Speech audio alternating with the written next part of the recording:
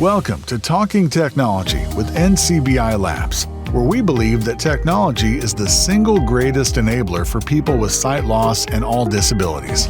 If you are interested in the latest technology news, products, and innovations, then you've come to the right place. Oh yes, you have. Hello and welcome to Talking Technology, episode number 42 for the 17th of October 2023. I must say, I'm down here in Cork today and it is an absolutely dreadful day weather-wise down here. It is really cold, it is wet. Some would say it's a day for the ducks, but yesterday, would you believe it, we actually had dolphins in the River Lee. Did you ever hear the like? Now, a lot of people would think, oh, dolphins in the River Lee, oh, that's kind of cool. But I went a step further. I had to find out if Be My AI would be able to recognise a dolphin in the River Lee.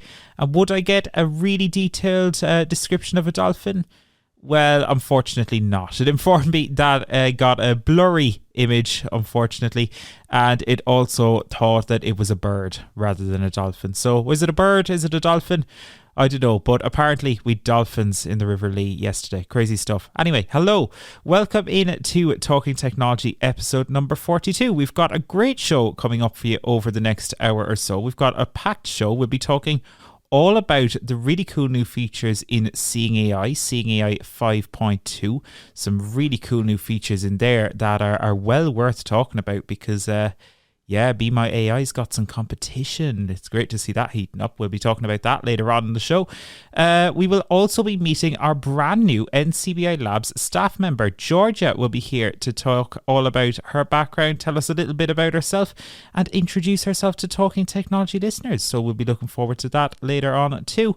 And Denis and Dereck will be here. They're on our NCBI Labs training team, and they'll be telling us all about the brilliant new NCBI Labs training courses that are coming up over the next little while. And there's some really cool stuff there, so I can't wait to talk about that later on too. So let's get down to business. If, as always, you want to get in touch with the show, you can send an email to labs@ncbi.ie, or if you're on Microsoft Teams, you can use the Q&A panel right here in the Teams app. So there's loads of ways to get in touch. You can also call the help desk if you want. 1-800-911-110 is the number that you need. So let's get down to business then, shall we? Seeing AI 5.2 has been released. Yes, there's loads of new features in Seeing AI 5.2, including, and this is really exciting, competition for Be My AI. So now you can get really detailed descriptions of images, both from your photo library or ones that you take a picture of in the Scenes tab of the Seeing AI app. So I took a look at this new feature earlier today. It's only been released recently. It's only been released in Ireland just earlier this week, actually. So I took a look at this new Describe Scene feature to see, well, is it any good? So let's take a look. Seeing AI has got a massive feature update. It is now up to version 5.2, and the most notable update in this release, I guess, is the fact that it is now able to give detailed descriptions of images in much the same way that Be My AI can, which is really fascinating. The Be My AI feature was only released not that long ago, but now we are already seeing this incredible development on the Seeing AI side too. So let's take a look at how this works, shall we? Because it's slightly different. But I'm in a photo now, in my normal Photos app. And you can share images just like you would into Be My AI. So what I'm going to do is I'm going to turn on VoiceOver. VoiceOver on, Photos, but toolbar, Share button. And I'm going to find the Share button. Double tap. One photo selected. Copy photo button. And I'm going to flick down with 3 fingers, and I should find page 2 of 3. Page 3 of 3. Recognize Extract with text Seeing with AI. Microsoft 365. Save as draft. But describe with Be My Eyes button. There's the Describe with Be My Eyes feature. I'll flick one more time. Recognize with Seeing AI button. Recognize with Seeing AI. Let's double tap and see how this works. Recognize with Seeing AI. Cancel. But processing. text, ellipsis. Now, you then get a breakdown of the different elements of the photo. So there's no text in this photo. It's actually an image, a simple image of the NCBI kitchen. But let's keep flicking. Scene, a kitchen with a table and chairs. Now, that, you'll notice, isn't an extremely detailed description in the same way that Be My AI gives you. You don't get those really detailed descriptions by default. But what we can do is we can keep flicking. Explore photo button. More info button. To the more info button, and then I'll double tap, and this will start to process those really detailed image descriptions that we're now getting accustomed to. So let's double tap. Processing.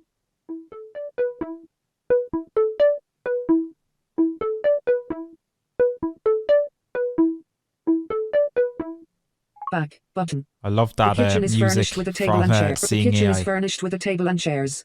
A white drawer with black handles is situated near a white washing machine with knobs. On the table, there's a bowl with a spoon in it. A white microwave with a black screen is also present in the room. A small white refrigerator is placed next to a wooden chair. A white dishwasher with a wooden surface is also part of the kitchen appliances. A window with a blue frame adds a touch of color to the room. There are additional chairs in the room, one of which is near the refrigerator. The room also features an office-like setting with a whiteboard and an office chair. So there we go. It's really a interesting description. I've heard some say that they don't feel that these descriptions are quite as detailed as Be My AI.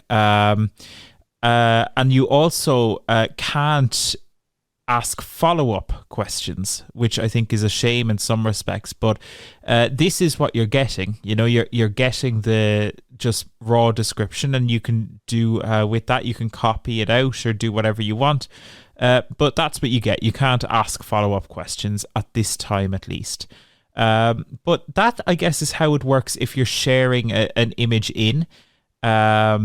But let's take a look at the actual Seeing AI app itself now, because you can also just take a photo in the Scene channel. So let's hop over there. Okay, so I'm in the app now and I'm on the product channel, but I can switch channel at the bottom. So I'm just going to keep flicking. Person. Currency. Scene. Preview. Scene preview. This is what we want. So I now have the option to take a photo. So there's a take photo button here. Take picture button. Take picture. And I can double tap that. What I'm taking a picture of here, I'm just at my desk. So there's just some audio equipment here. Specifically, there's a sound mixer in front of me that I'm using to record this segment. But let's double tap and see what I get when I take a picture. Processing. A close-up of a sound mixer. There we go, fairly accurate. But I want the more detailed description. So I can then flick. Save photo button. Save the photo, don't want to do that. Share button. Explore photo button. More info button. And here is the more info button. Let's double tap and we should get that lovely Seeing AI processing more music. Info. Cancel button. And now we wait.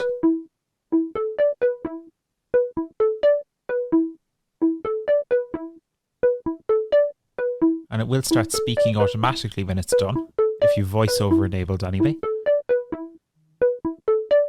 The image provides a close-up view of a sound mixer, which is a key piece of audio equipment in electronic engineering. A person's face is visible in the upper part of the image, suggesting they might be operating the mixer. The mixer itself is a complex piece of electronic instrument, featuring a variety of components. So there, it gave me a description. Let me see, can I flick and see, is there more? There's a radio located towards the middle of the image, with the words Rodecaster and Pro displayed on it. Nearby, a black box with wires is seen, possibly a part of the mixer or connected to it. So that first part about a radio, that's actually inaccurate. There is no radio here. The black box is there though. That's a USB a USB kind of point where we can connect all our USB devices to. But there is no radio in this scene. It must be seeing the screen of the Rodecaster and thinking it's a radio. The Rodecaster is just the audio mixer. That's the brand that we're using. On the left side of the image, there's a blue and black cone, which could be a part of the sound equipment. A white object with black handles is also present towards the bottom left. I'll be honest, the white object with black handles, I think that's my magnifier. I don't know what it's referring to when it's referring to the cone. I'm not saying it's lying, but I don't know what it's referring to. And again, I can't ask follow-up questions. Towards the right, a logo is visible, with the word REC written below it.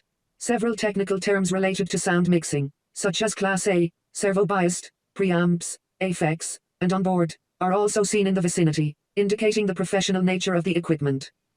So there you go. I must say, listening to this, I feel like a real professional. The truth of the matter is, I don't know what any of that means, but there we go. So it gives a good quality description of the image. I think I've heard some people say that it doesn't give as much detail as Be My AI. From my point of view, this seems to be quite a bit more detailed. I do think it's a shame you can't ask follow-up questions at this time. I would like to know what that cone is, for example.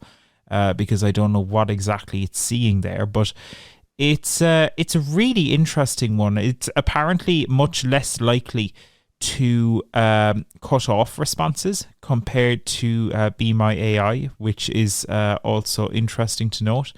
But yeah, it's great to have some competition in this space, even though they are using the same GPT engine at the core. It's still good to have even different interfaces and so on, because Seeing AI has tons of features. You know, there's currency, there's light detector, there's some OCR features and stuff, and those are also getting some updates in 5.2. We'll talk about those in a newsletter article later this week. But it's great that, you know, all of these accessibility features are being built into the one really strong solution, and that's going to benefit some people. Absolutely, that's going to have a lot of benefits for people.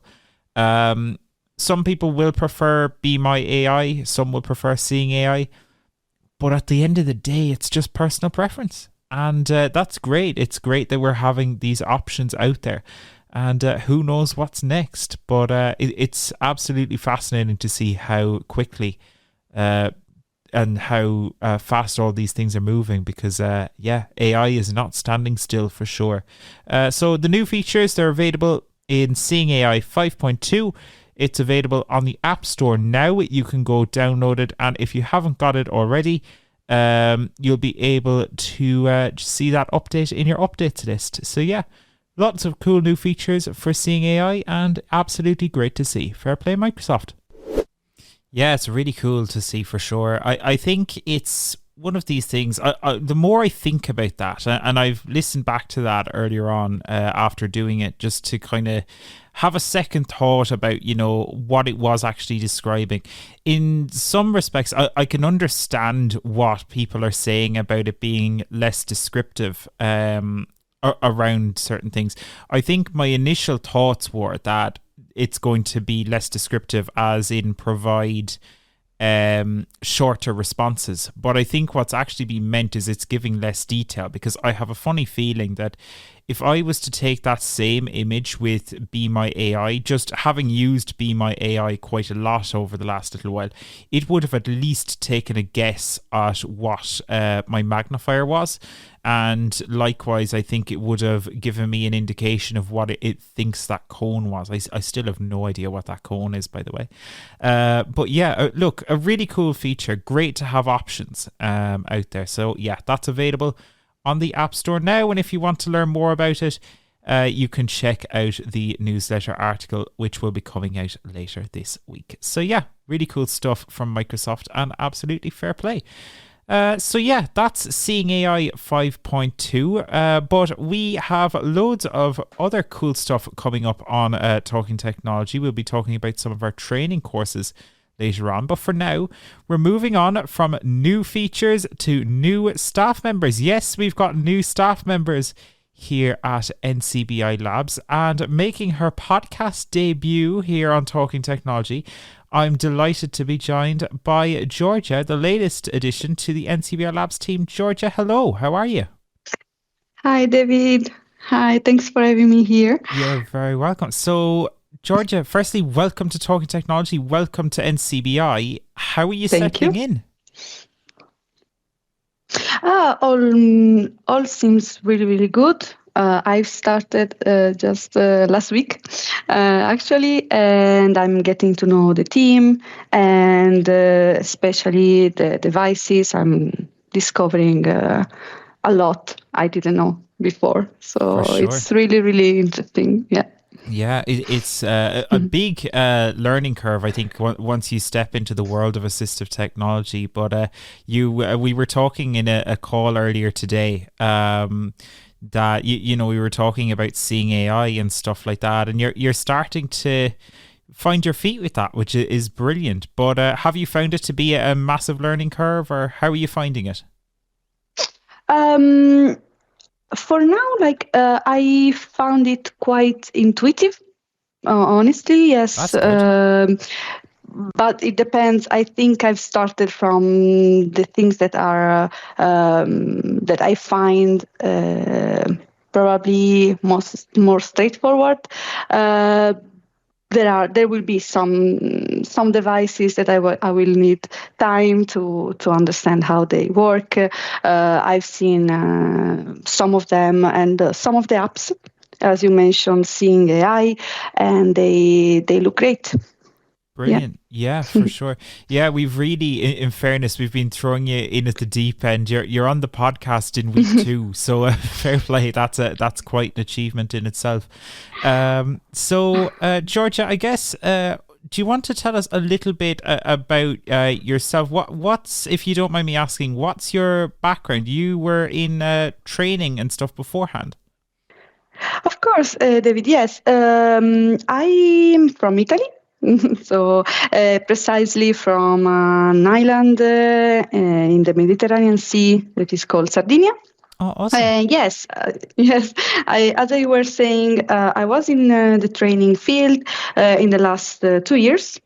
I was working as a training specialist, and I was creating e-learning content using a learning platform that is called Articulate Oh, awesome. 360. Especially, I was working with Rise and Storyline. So that was something that I learned in those 2 years. And my goal was to create engaging and interactive content for learners. Absolutely. And it's great that you're coming on board, because we're actually, as you know, we're moving across to some stuff with Articulate and Rise 360 as well, which is brilliant. So you're joining at just the right time, because you're able to help us with all these things that we're just finding our feet about. You came in the door and you immediately knew more than many of us, which is brilliant. So thanks so much for all the help with that. So yeah, it's really cool. So how have you, I guess, found, is this like your first time working in the world of accessibility? Had you ever worked with people who were blind or visually impaired before this? Yes, it's the first time. I had studied, let's say, a little bit about accessibility on the courses that I was creating, trying to create them as more accessible as they could be. So they have like tips on Articulate community that provides help on creating accessible courses. They are really, really interesting. So I use them, but it's the first time, yes, that I'm working specifically, yes. Oh, very good. Well, look, it's a big learning curve, but you've really been jumping into it, which is brilliant. What was the biggest surprise for you when you kind of started with NCBI? And I know you're only here I know you're only here like a week and a bit, but was there anything that stood out to you as, oh, that wasn't what I expected? It's actually the range of devices, of apps. I had no idea, honestly, that they were out there. And of course, I'm really interested in artificial intelligence. This is the big talk everywhere. Yep. But how much how important it is, how helpful can be artificial intelligence in this perspective.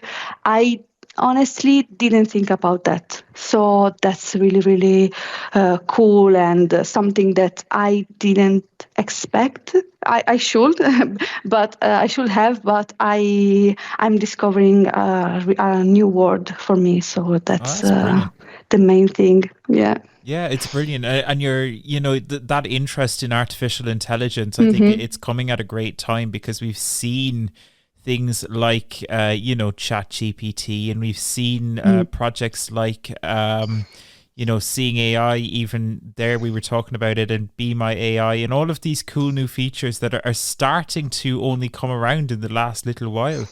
And you're on the cutting edge with that now, which is great. Yeah, absolutely. And honestly, like before probably 1 year and a half, I didn't even know about ChatGPT. I've been using it now to understand how it works, but it's continuously evolving, continuously changing and improving, especially. So I'm really happy to be part of this and in this team.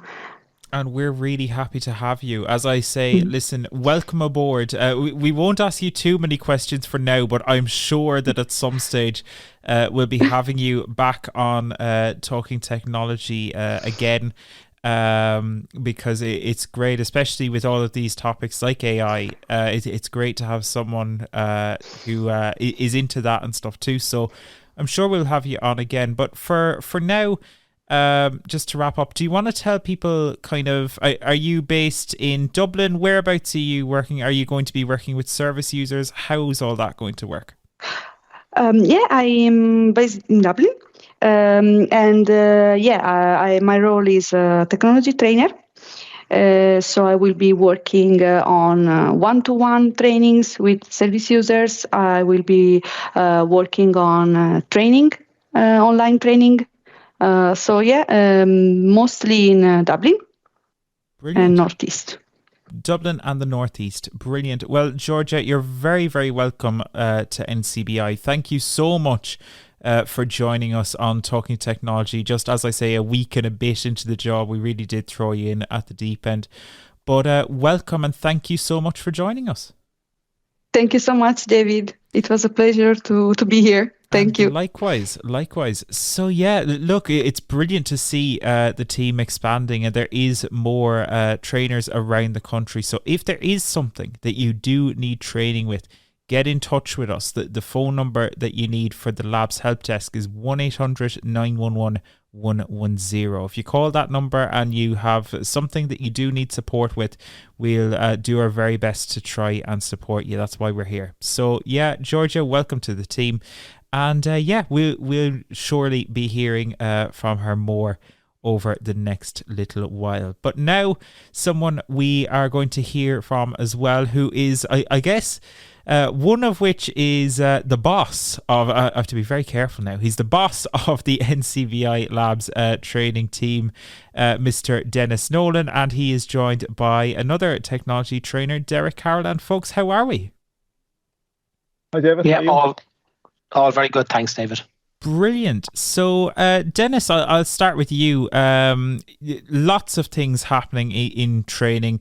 New staff members, new training courses. Do you want to just give us an overview of what's the latest on the technology training team? Because there's a whole lot going on.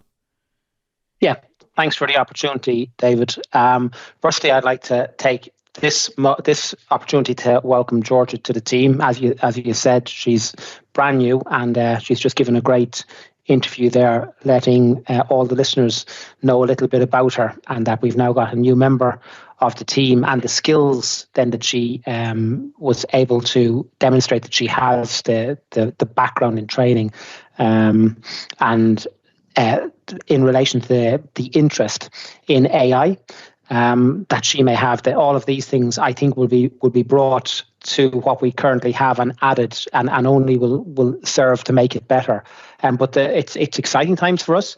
We're also rolling out our new learning management system. So all of the courses we would have had and been able to present in person before, we're now pushing them across. That will still be an opportunity to present in person. There will always be different requirements and likes and dislikes. So the courses and the training that we're doing will always be, you can consume them in many different ways. There will be instructor-led training, virtual classrooms, blended learning, e-learning. All of those approaches will be available, and we're putting everything up on our learning management system, so people will be able to access those electronically in their own time if they so wish. So that's quite exciting for us, and that's taken quite a bit of time from the entire team to do that. Dereck will, no doubt, tell us a little bit more specifically about the exciting news with Braille and how we've really driven that on from where it was before. There's a lot of time and effort gone into firstly acquiring Braille devices, and then training on those Braille devices. That's all in the planning at the moment, David. Absolutely. And then I guess on that note, if I can come to you, Dereck, there has been a massive expansion of things like courses that we're doing through Braille and so on. Do you want to tell us a little bit about what's coming down the road in terms of Braille courses? There's some exciting things in the near future. That's right, David. Thanks. I suppose in the last while, 18 months, we really put a big focus on Braille and NCBI, and we have a group that kind of focus and help drive Braille in the organisation. And we started off basically with setting up an electronic Braille group that would meet once a month, okay, where people get the opportunity to link up with other Braille users, share experiences, share ideas, talk about developments as they happen. From those meetings, there was a feeling that a Braille course, a beginner's Braille course would be good. So we've managed to create an uncontracted Braille course for beginners. Okay, so for somebody that never used Braille before, would like to try it, sample it. And in that course, you kind of learn the basics. So if you can imagine, if you're in the lift or an elevator, or if you have medication at home, that can be all labelled in uncontracted Braille. So from the uncontracted course, you should hopefully get a sense of being able to read what's on the elevator, what level you're on, or on medication at home. You should have a sense of what it is, okay? So that's kind of where we started off with the Braille courses. So we've run a number of those uncontracted Braille courses, and they proved quite successful. We run them virtually, and the interest was so good that people came back and after they finished the course and said, what can I do next? What can we do next? It's always a good question to be asked. Well, that's it. It was positive feedback because Braille is hands-on, and running it virtually, we were unsure, how would it work for everyone, but the feedback was very, very positive. So out of those courses, we came up and we started off running, and we're halfway through our first contracted Braille course. Okay, so that's the kind of grade 2, the next level up. Okay, so that's if you go to the library and you get a book in Braille, it's going to be in contracted Braille. Okay, so that's what we're doing at the moment. So we're currently running that course. Okay, and it's going quite well. And Peter is running the course, so it is, and we're planning to run a few more of those later on in the year as well, or before the year's out. Okay, brilliant. Also, that stemmed from the group was electronic Braille devices. Okay, people have heard about note takers, or seen other people with Braille devices, and just wonder how they work and how they could fit into somebody's life. So what we've kind of started doing is we've been lucky that we've been able to acquire a number of Braille devices, that we have a nice selection of devices to demonstrate and show people if they're interested, so they can get a physical hands-on approach to the device and get a demo.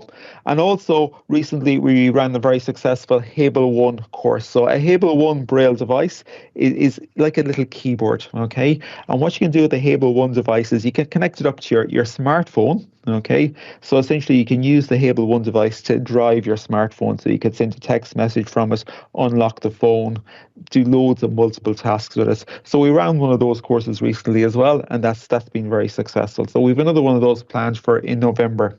So we have a Hable One course. So that's kind of what we're at. We've a couple other little courses in the pipeline as well, okay, that we hope to roll out early next year. But that's what we've been doing with the Braille courses. The feedback has been quite positive. People enjoy them. The field, we post out materials to the participants, so they follow the handouts with us. We've them well labelled, well identified, so it's straightforward enough to kind of follow us along as we use them. Okay. We also, during the Braille course, even though it's virtual, we will give the participants the option to come in and meet with a trainer if they want for an hour as well, just if they feel they need some additional assistance. But that's what we're doing with the Braille so far. So there are a couple other little things coming down the pipeline as well. But the Braille courses, we've 3 up and running, and we've probably another 2 that are 90% of the way there that we'll be rolling out in the near future. But as always, we'll advertise the courses on the newsletter and on our website. So if anybody's interested, or if anybody's any queries or would like to get a demonstration of a Braille device, please feel free to reach out to us. We're more than happy to help. Fantastic. Dereck, does it take someone long to learn Braille? If you're coming at this, like maybe you've been a screen reader user for quite a long time, but you haven't looked at Braille maybe in a while, or maybe you've never looked at Braille before. How long does it take to get to a relatively decent standard of just even grade 1 Braille? Okay, well, it depends on the person individually, okay? Normally, we'd find after the grade 1 course, which is roughly about 8 weeks long, we have found that people are generally able to read or recognise the letters, okay? The tricky little bit is when you're trying to read words together, just that sense of feel. And that comes down with practice, okay? So more practice a person puts into it, the more they get out of the course. But generally after the grade 1 course that we'd run, most people would have a good sense of what letters are and a good sense of how to recognise them when they move along on the page. Awesome. Well done to you and the team on that. It's a massive project and it's well worth it. I must say I haven't done Braille myself in quite a while, but who knows? Maybe I'll have to get back into it because it's a very valuable skill. Well, that's it. Well, we have courses coming up in November, David, so you're more than welcome to sit in with us and go through. Yeah, absolutely. Dennis, there are other courses as well. It's not just Braille. We have a massive variety of courses. Do you want to tell us a little bit about some of the other stuff that's on offer? Yeah, thanks, David. The other course, well, the ones that are the newer course that we've developed, if I may give you some information around those. There's a broad range of courses. We're doing screen reading, we're doing NVDA, we're doing JAWS, we're doing smart speakers. But the newer courses that are just being rolled out now, I think, are of great interest. So we've got using the internet. We sat down as a team and we connected in our virtual technology clubs. We asked service users, and we felt that the key learning that was required out there was for the smaller devices, the laptops, the handheld device, the mobile phones, the tablets, and then what they would be used for most of all. And then we decided to go in for the training in and around that. So using the internet is a massive part of what people do on multiple devices as well. So it may be a laptop, it may be a computer, it may be a mobile device, a tablet, a mobile phone, Android or iOS. So we've developed a course around using the internet. Inside that course, how to browse the internet, how to search the internet for information, and then safety. People are often concerned around the use of the internet and scams that they may become involved in unknown to themselves. Smartphones, we're rolling out training on smartphones. Again, all the different types of smartphones. It's not a one size fits all. So using the smartphone for calling, for texting, finding new applications that you can put onto your smartphone. It may be something from a communications app. It could be a game. So finding apps, how do we find them, get them onto our phone and then use those? WhatsApp, for example, is one of those that would help us communicate, and just other useful apps. And then again, the privacy we found was a key question around the use of the smartphone and a concern. Then connecting with others. We feel this is a massive piece of what we're rolling out. So how do we connect with others? So after 5 o'clock, when there's no one there to support, how do we connect up with other friends or build our friends? So email, Facebook, and WhatsApp. These applications that many of us use, but many of us don't use. Sometimes it's because of concern, sometimes it's because of ability. So we want to address that and cross that bridge for people and make sure that that we've enabled people to use these. And again, to connect with people, send messages, receive messages, just have some fun. Entertainment and shopping was another one. So we're rolling out training. Most of this is now ready to go. So news and entertainment, finding news, just entertainment online. It could be YouTube that we're accessing. Online shopping, banking, and paying online. Again, we feel this was a key learning for people that we help and we support. And then there was hobbies. So something you may have an interest in. How do you find that? How do you connect up with similar people online? Travel. Okay, navigating that area of travel. How do you access information about travel? And then online banking. How do we use our mobile devices for online banking? Or do we feel that we're missing out because we can't use our mobile devices for online banking? Again, there's a fear factor there. So trying to get people, teach them and train them in relation to that, and making sure that we move away from that fear. And if we want to use online banking, that we can. So that, David, is quite a quick overview, but there's an awful lot in those things, those courses that I've mentioned. And I think the key for us then, from the point of view of connecting with others, for example, and I did mention previously the way we deliver. I said there was instructor-led, there was virtual classroom, blended learning. We're trying where it suits our service users or people engaging in this. We're trying to get them into our training centres. And so we could potentially have people in Cork and Dublin at the same time connected up, learning WhatsApp, but actually sending messages to each other. So building that friendship and actually getting a proper hands-on feel. So not that usual learning WhatsApp in a training environment, but you're not actually using it as it should be used. In other words, sending messages, receiving messages, engaging in content. We're actually trying to do things like that, certainly from the connecting apps, where we get people in different centres around the country connecting with each other as the training is proceeding. So that's a quick, I suppose, overview of the training.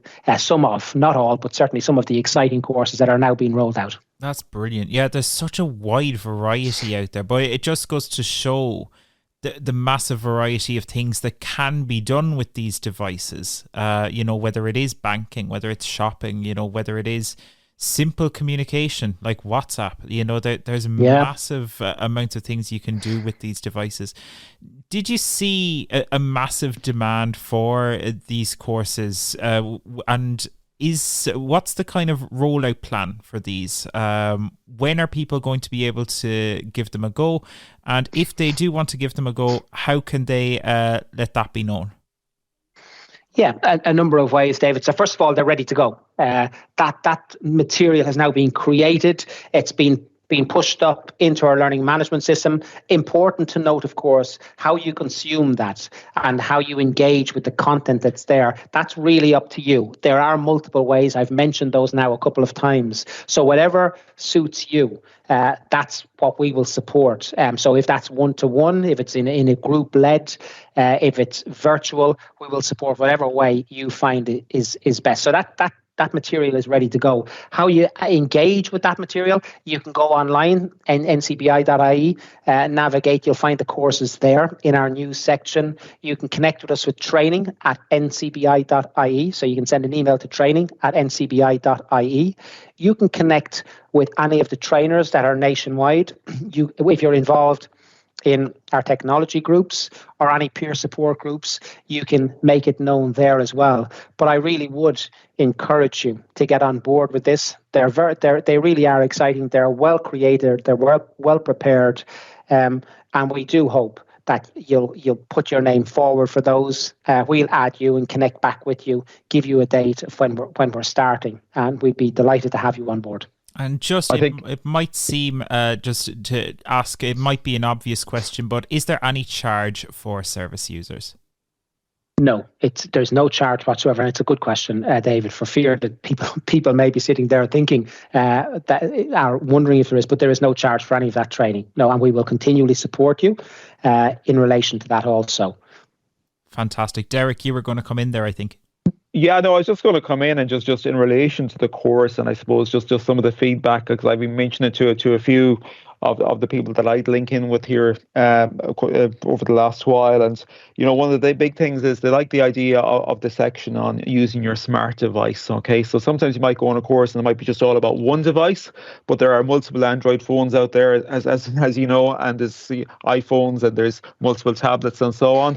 So in that section about using my smart device, we kind of talk about, you know, getting you aware of what's on your device and how you can find out more about your device, so you can figure out the storage, you know, you can look up the make and the model of it if you run into issues and so on like that. So there's a whole range of tools there. And the other thing was that quite interesting was when I spoke to somebody recently, they said, like, you know, they were quite an advanced user. They've been using the smartphone for a long time, but they felt from what I described to them, Gods, that there's something for everyone. Like if you're a beginner coming in, it's great, but also if you have experience, there are probably a few nuggets in there you could take away with you as well and get great benefit out of, you know.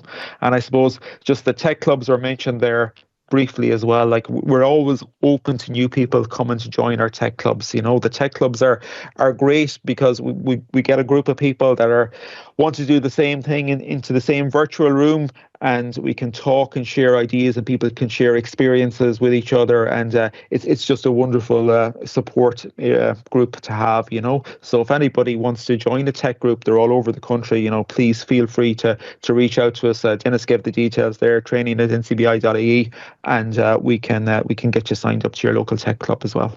Fantastic. Dereck, you've been heavily involved with a lot of the creation of some of this content, as have other members of the Labs team, and you've also been heavily involved with getting that over to the learning management system and so on. That's been a mammoth task. How has that whole process been for you? It's been busy? It's been busy, but it's quite interesting, and it's wonderful. And it's not just like, as you say, the whole team have been involved. So it's not just myself and Dennis or a few more. The whole team has, from start to finish, has been involved, and we've kind of sat down and planned it out. And the idea is trying create something from start to finish, that the basics up to kind of a nice level that people feel comfortable that they can work away themselves, you know. So there is a little bit of work gone into it, or a lot of work gone into it. It has been quite busy, but by getting people on board, it's quite rewarding to see the feedback I was getting recently about some of the courses. It's quite rewarding that we feel that we're creating something that there's a demand for and that people are interested in and people that want, you know. So, fantastic. So it's been quite fantastic. Good. Well, folks, thank you so much for joining me on Talking Technology today. It's brilliant to see that there is such a variety of courses out there. And Dereck, do hang around, because you are going to be reading our news in just a few minutes, which is really exciting. We've got ourselves a new newsreader, which is brilliant. But yes, if you do want to get involved with any of those courses that Dennis or Dereck mentioned, or indeed if you want to join one of those technology clubs, as Dereck said, they're all around the country, send an email to training@ncbi.ie. That's training@ncbi.ie. You can also find more information about those courses on the website, ncbi.ie, as well. So there is absolutely loads of courses there. So check them out. See what's there for you. You'd never know what you might learn. But for now, well, it's news time. This is Talking Technology News. With your latest technology talking news, I'm Dereck Carlin. The AI arms race is heating up in the assistive technology space following the release of Seeing AI 5.2. A number of new features have been added to the product, with the most noticeable updates coming to the Scene Preview channel. The app can now provide detailed image descriptions, providing the first competition for Be My AI, which has taken the sight loss community by storm in recent weeks. Surprisingly, the app doesn't provide descriptions by default. When a user takes a photo, they still get the basic description from before. You then need to select the More Info button to generate a detailed response. It seems Seeing AI gives shorter responses when compared with Be My AI, and you don't have the ability to ask follow-up questions. Some media outlets are reporting, however, that Seeing AI is less likely to cut off responses, which is interesting considering it's the same engine at its core. Other features added in the 5.2 update include batch scanning and follow-up queries for documents. So be sure to check out our newsletter this Friday for more detail on all the changes. In other news, Google continues to catch up with Apple. Google continues to catch up to the Apple with the launch of a magnifier app for Pixel devices. The app can zoom in up to 30x and has many of the features you'd expect from a magnifier app, such as contrast and brightness adjustment, as well as freeze frame. There are also some distinctively Google features, such as the integration with Google Lens. Once you freeze the frame, Lens lets you translate text, search for what you want to see on Google, or even go through shopping results if you want to buy what you see. Google are working with the RNIB and the NFB on the app, which is available in the Play Store now for Pixel 5 devices and newer. Finally, for now, a slightly less positive Google story. While new features are arriving on Pixel devices, Google are taking away a Gmail feature popular with screen reader users. From January 2024, Google is discontinuing the option to display Gmail on your browser in the basic HTML view. While this feature has been difficult to enable for a while, many screen readers feel that its view is more accessible than the standard Gmail view. Google have pushed back on this sentiment in a statement to CNET, saying Google is committed to giving users leading accessibility options. Gmail Standard View supports best in-class accessibility features. They also said that today, the standard Gmail view is screen reader compatible in all languages supported by Gmail. The basic HTML view is only screen reader compatible for users who have Gmail set up to US English. It's a strong statement from Google, who are showing no signs of movement on the matter. For now, the basic HTML view dies in January, so it might be worth getting prepared. One good way to get prepared is to use an email client such as Mail or Outlook. If this is something you feel you need help with, you can contact the NCBI Labs help desk for support. That's it for now, but if you want more news just like this, be sure to sign up for the NCBI Labs Technology Newsletter on the NCBI website. With that, it's back to you, David. Thank you, Dereck. How was your first news reading experience? Great. There you go. Excellent. You flew through it. Fair play. Like our courses, you should try everything once. Exactly. There you go. That's the way to think of it.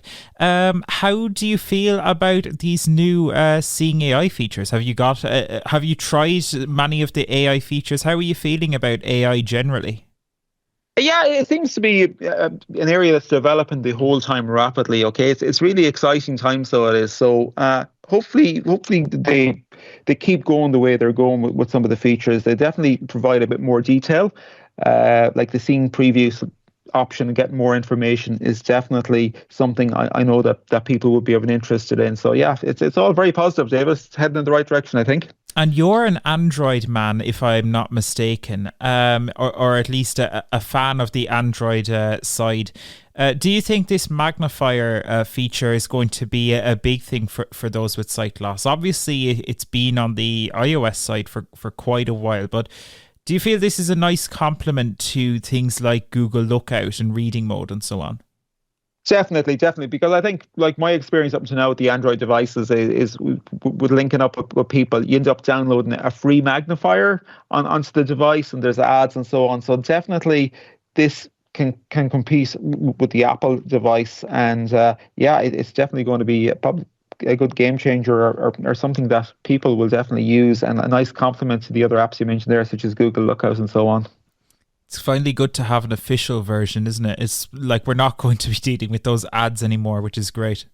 Well, that's it. The ads, like, it's great to get a piece of software and try it, but the ads definitely take over sometimes and kind of ruin the experience, especially if you're in a hurry and you try and read something quite quickly. The last thing you want to do is try and move ads around or try and get rid of ads. Yeah, so I know. definitely. I just wanted to see the bus sign. I didn't need this ad for Candy Crush. Yeah, it's one of those things. Absolutely.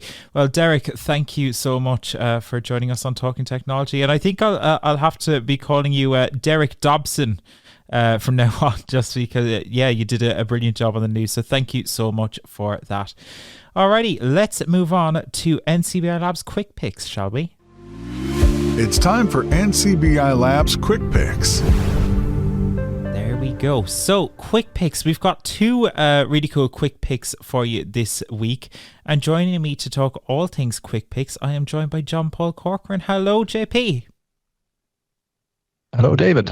How are we? Not bad at all. So we've two really cool quick picks this week, JP. And we're starting off with the Clue app. Have you used the Clue app a whole lot before? Have you any experience with it? I haven't used it, David. I've researched it. I'm aware of what it can do, but I understand that you've been trying it out for indoor navigation. Yeah, for sure. So Clue basically is an app that lets you retrace a route that you've walked. So it uses the camera on your phone to retrace a route that you've walked. So let's say, for example, that I'm here and I want to leave my office, go to the bathroom, and then I don't know, I'm in a new building, but I don't know quite how to get back. Let's say you're at a conference and you just head to the bathroom. All you do is you'd start recording your route.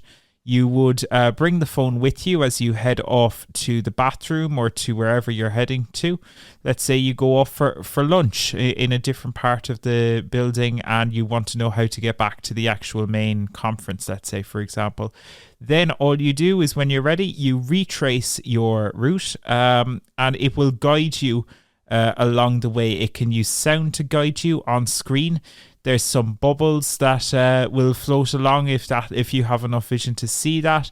It's fully voiceover accessible. It's a really cool free tool, and free tools, it's always good to have free tools in the toolbox. It's a little difficult to find. It's spelled CLEW, so it doesn't show up on the App Store straight away when you search for it, but we do have some information about it on the NCBI website, so you can check that out there if you want to link to it. But it's a really cool app. David, from your experience using it, any recommendations with regard to any particular earphones one should be wearing when using Clue, or even to expand that out for navigation apps in general, but focus on Clue in this case? Does it make a difference whether you're wearing a set of AirPods or other in this case? Mean, look, AirPods are always a good choice, especially when they have the likes of the transparency mode and things like that. I think that's always a good way to go. And a lot of people also like the bone conduction headphones, simply because it leaves the ear canal free, so you can always hear what's around you. External sounds, But it's great, that you can have just stereo headphones. You can have a good stereo experience, but still hear what's around you. That has a lot of value for people, even for safety and so on. But anything that you're using with the likes of the Soundscape Community app, for example, that will also work with Clue. So it's a great extra tool to add to the toolbox for sure. Good tip. Absolutely. And we also have the Flick Twist. Now, we spoke about the Flick Twist before, JP. We did. But it's out. Yeah, and I love the description that you wrote about this. I believe you said it was like a smart button, a Flick smart button on steroids, because it can be so well customized, and there's extra features from the original one, which was the Flick smart button, wasn't it? So this is like the newest, the best and greatest, the newest version of the Flick smart button with more customization. Absolutely. So it's basically, it's like how would I describe it? It's probably a 2 inches, like a 2 inches diameter circle, right? Or not diameter. What's from one line to the other? Anyway, Right. Yep, that's it. Yeah, there we go. We'll call it diameter. No, because the other one's the circumference. There we go. So yeah, it's about 2 inches, and it's got a button in the center, and then surrounding the button, it's a dial. It's quite tactile too, which is great. But what it can do is it can do anything that the flick button can do. So you can have it, control your lights in the smart home. You can have it run keyboard shortcuts on your computer, for example. You could have it like open programs. You press a button and there you go. Microsoft Word is open, ready to go. But the new addition this time is that you can use the dial. So the dial has a few features at the moment. It's got a few integrations. So for example, if you have Sonos speakers in your house, what you can do is you can use the dial to control the volume on that. You can use it to control the light level. If you have, say, Philips Hue or LifeX lights in your house. But for me, I think the real potential for this is in what it might be able to do down the line. Like, can you imagine if down the line you were able to use this dial to, say, have a button in the middle that can, say, open Microsoft Word or a web browser, or you can double press it to open your web browser or whatever.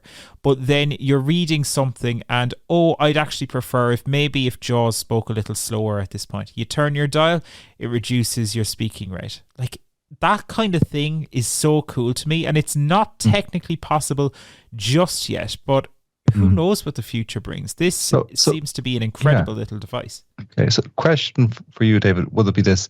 Would you suggest, if someone's interested in these kind of devices now, like the Twist, the Flick Twist, do they go out and purchase one now? Do they wait until there's these partnerships created with different software companies and there's more integrations? Is it too early to go out and purchase one of these now? Would you suggest holding off? Or do you think there's enough compatibility with software right now to go out and buy one and try it out? Do you know what? It's a really good question and a tough question. I think for a lot of these things, as a general rule, you shouldn't buy something with an expectation that it'll do something in the future. I think it's cool to speculate about what it might do in the future. The way I've got ours at home set up now is we have it in the kitchen that you can press the button to turn on and off the light. You can twist it to adjust the brightness, and you can do other features like you can play a radio station by double pressing the thing and it'll play on Alexa. So things like that. So if that's stuff that, is of benefit to you now, like those features, they're there. Those features exist. But if it is something that you want to do, like let's say screen reader control and stuff like that, there's huge potential for that, but it's not currently possible. So maybe if that's what you want, definitely hold out. The other thing I'd say, JP, is they're pricey. I think they're like 75 quid I paid for mine. So they are steep, but it's a cool product, and I think it's got great potential down the road. Yeah, I love the concept. I think there's definitely huge potential there for more integrations in the future. So I'd say we'll be picking up one certainly at some point, because I love having new little gadgets and gizmos for smart home technology. So I'd say it'll be part of the smart home toolbox for me in the future, David. Do you know what I'd say, actually, in some respects, JP? Try out the flick buttons first. The flick buttons, they come in at around the €25 mark. And they are really, really versatile, but they have so many features on them because those have been on the market for a few years. So they can link in, with things like if you're, using your Alexa, they can link in with that. They can link in with your lights, but they can also link in with things like, for example, if you're using Slack in your workplace, or Microsoft Teams, or you wanted to run keyboard shortcuts, it can do all of that sort of stuff. Okay.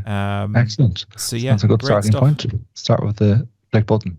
Absolutely. I think for now, anyway. We'll see what becomes of the Flick Twist, but a cool concept. We do have a more detailed article on the Flick Twist over on the website. So, check it out. And there's one on the Flick buttons too. So if you have, if you want to learn more about these products, always check out the NCBI Labs newsletter and news section on the website, because there's loads of information there on all the latest stuff in tech.